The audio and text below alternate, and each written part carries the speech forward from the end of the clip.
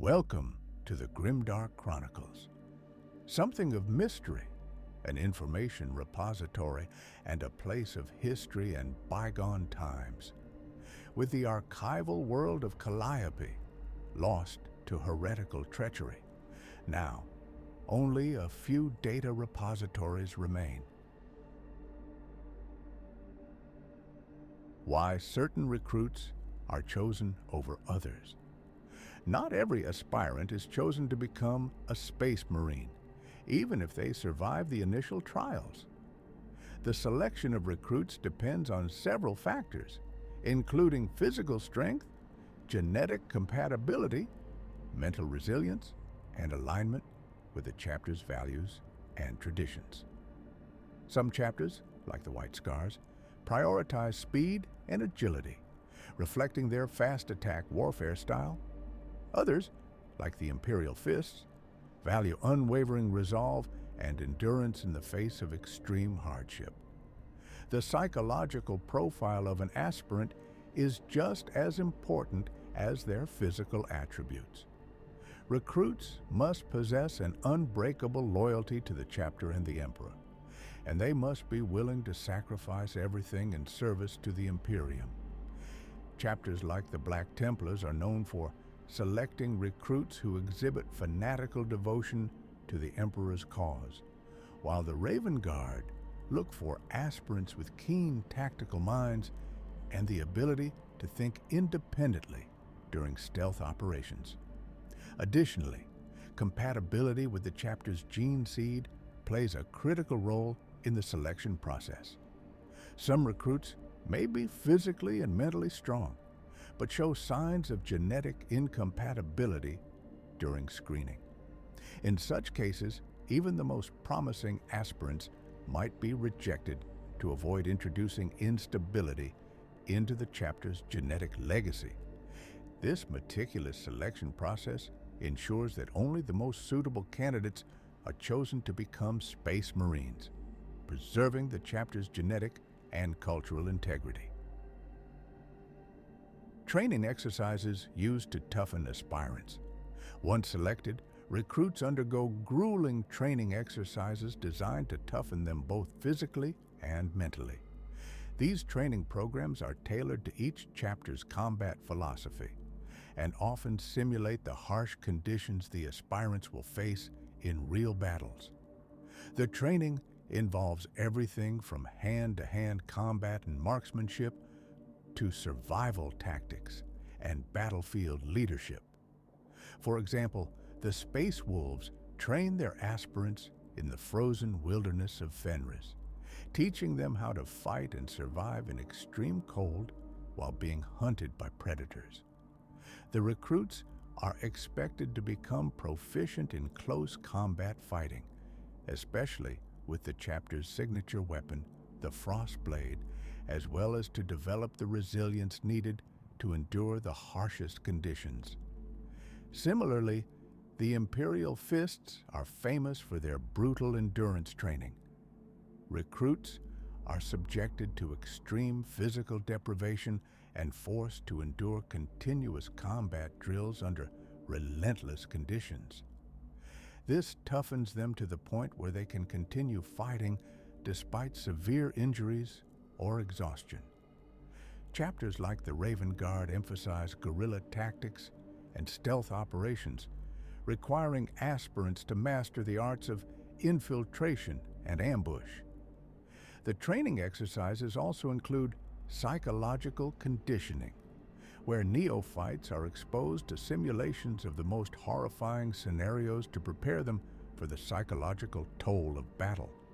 They must learn to remain calm and focused in the face of overwhelming fear, despair, or confusion. These exercises ensure that when the time comes, the recruits will perform their duties without hesitation, regardless of the horrors they may encounter. The Apothecarian's role in saving critical gene seed. The Apothecarian is the heart of a chapter's medical and genetic care, responsible for not only tending to wounded Marines, but also ensuring the survival of the chapter's genetic legacy by safeguarding the gene seed. In battle, apothecaries are tasked with recovering the bodies of fallen Marines and extracting their progenoid glands, the organs that store mature gene seed. These glands are vital for the reproduction of the gene seed, as they can be harvested to create new Astartes. Apothecaries carry specialized medical equipment, like the narthecium and reductor, which allow them to perform gene seed extractions even in the heat of battle. This process is of utmost importance, as every gene seed lost is a blow to the chapter's future. The apothecarian's role becomes even more critical during prolonged campaigns, where attrition can significantly deplete a chapter's numbers. Gene seed is precious, and its preservation is the key to a chapter's longevity. Additionally, the apothecarian monitors the genetic health of the chapter by regularly testing the gene seed for mutations or abnormalities. Chapters that are prone to genetic flaws, such as the Blood Angels and their successors, rely heavily on their apothecarian to detect early signs of instability and take measures to prevent the spread of dangerous mutations. The apothecaries work closely with the Adeptus Mechanicus, sending a percentage of their gene seed to Mars for safekeeping and analysis. This cooperative relationship helps ensure that gene seed remains viable for future generations of Space Marines. The impact of genetic mutations on the chapter's history. Genetic mutations in a chapter's gene seed can have profound effects on both their combat effectiveness and their identity within the Imperium.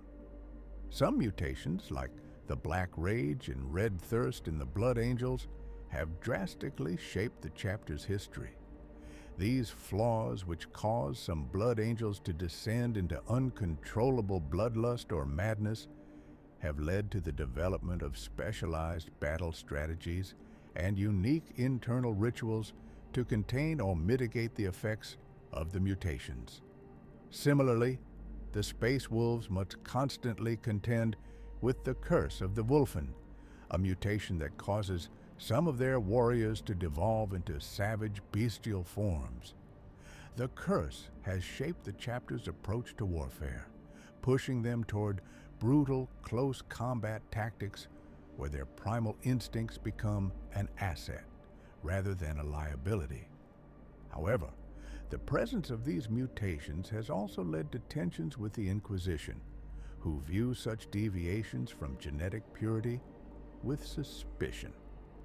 Chapters like those from the Cursed Founding, such as the Flame Falcons and Lamenters, have suffered from more extreme genetic flaws. Many of these chapters have faced extinction or outright persecution from the Adeptus Mechanicus and Inquisition due to the severe instability of their gene seed. The lasting impact of these mutations not only shapes a chapter's battlefield role, but can also define their relationships. Some chapters have seen their histories irrevocably shaped by the genetic flaws inherent in their gene seed, with these mutations impacting both their battlefield roles and their internal culture. For example, the Blood Angel struggle with the Red Thirst and Black Rage has turned these genetic flaws into defining elements of their identity. The Red Thirst causes a deep, insatiable bloodlust in afflicted Blood Angels, while the Black Rage plunges them into a state of berserk madness where they believe they are reliving the final moments of their Primarch, Sanguinius. This curse drives afflicted Blood Angels into suicidal charges, yet they are often seen as holy martyrs, venerated for embodying their Primarch's final stand against Horus. Similarly, the Space Wolves' curse of the Wolfen leads some of their warriors to undergo horrific transformations into lupine beasts. This curse is a direct result of the unstable Canis helix gene seed. The Wolfen are both feared and respected within the chapter. On the battlefield, their ferocity is unmatched, but their animalistic rage makes them unpredictable. Over time, the curse has influenced the Space Wolves' close combat-focused battle doctrine, where primal rage is harnessed and turned into a strategic advantage. In contrast, chapters created during the cursed founding have often suffered catastrophic genetic instability. Some, like the Flame Falcons, developed such severe mutations that they became living fire, engulfed in flames. This terrifying mutation led to their being declared heretics and targeted for extermination by the Inquisition.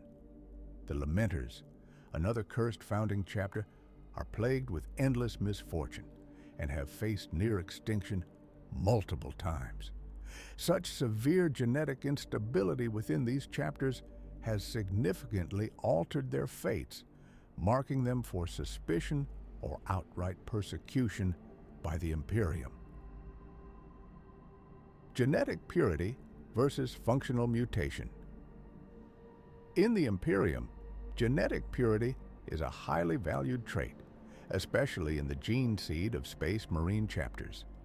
However, some chapters face a dilemma where functional mutations, though flawed, provide advantages on the battlefield.